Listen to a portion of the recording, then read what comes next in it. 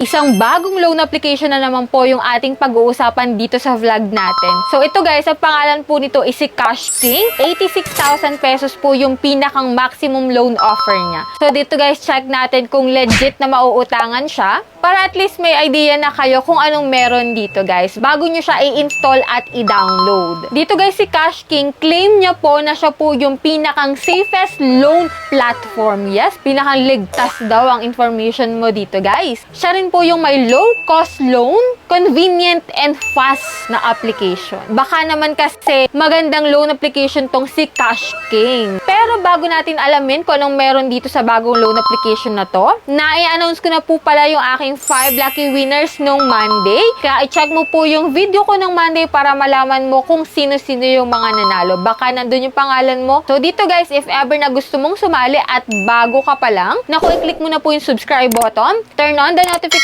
bell, mag-like at mag-comment ka na po dyan sa ating video. At kung ikaw naman po is naghahanap na mauutangan dyan online, nako, itong si Cash King, silipin natin siya, malay mo, magandang loan application to. Check natin kung legit siya at kung magkano ba yung pwede niyang i-offer sa mga first time na tulad natin. So if you are interested, keep watching.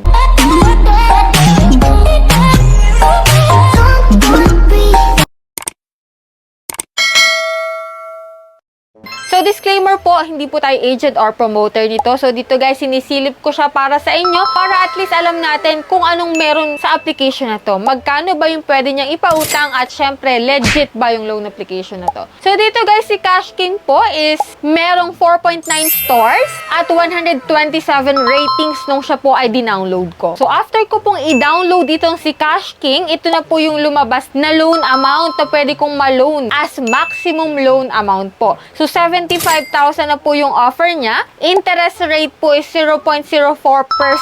Tapos, ang minimum term niya po is 120 days. So, syempre, kapag wala ka pang account kay Cash King, maglalagin po tayo using our active mobile number and then get code po. Then, click natin yung sign in. So, after nun, guys, medyo naibahan ako dito kay Cash King. Kasi ito palang si Cash King ay dating si Magic Peso at dating si Get Cash. 80,000 na po yung offer niya dito. Medyo confusing yung gantong loan application. Kanina, dun sa ad niya, 86,000 pesos yung offer. Tapos, naging 75,000 nung dinownload ko siya. Tapos, nung nakapag-register tayo ng ating number, naging 80,000 pesos. So, medyo nakakalito yung mga gantong loan application. Hindi mo alam kung ano ba talaga yung totoo. So, dito guys, click natin yung apply now. Dito kay Get Cash. So, makikita mo dito, meron na po pala akong account dito. Kasi lahat may check na nung mga certification condition na dapat kong fill upan like verify identity, personal information, work information, contact information, and bank card info. So, makikita mo dito, 2,000 lang po pala yung pwede niyang ipaloan sa akin. So, if ever man na gusto nyo itry si Cash King, maaari na may offer na kaagad sa inyo si Cash King. So, dito guys, same rin ng rate, 0.04%. Minimum term is 121 day, nadagdagan ng 1 day, no? So, click natin yung apply now para makita natin kung buo ba nating marireceive yung maluloan natin dito kay Cash King. So, 2,000 pesos po yung offer niya. And then, yan. Get Cash. 0 yung interest niya, guys, which is good. Pero sa service fee po siya bumawi. 800 pesos. Kung i-minus natin or ililas po natin yung 800 pesos, 1,200 na lang po yung marireceive natin dito sa 2,000 na principal amount na maluloan natin dito kay Cash King. So, click natin yung apply now.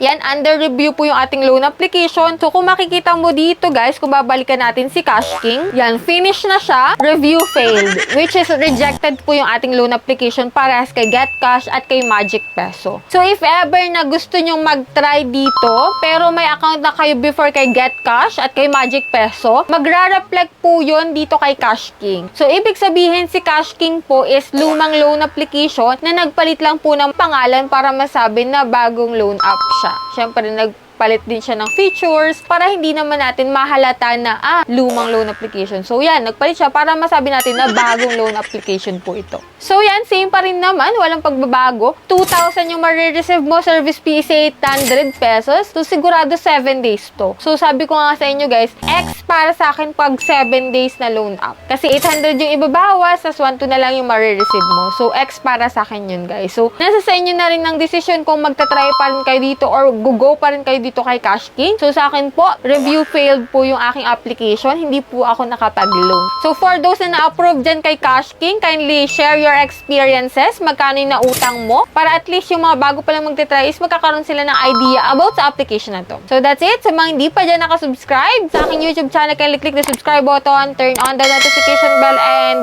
be updated sa mga vlogs natin. So bye-bye na muna for now, guys. See you on my next vlog.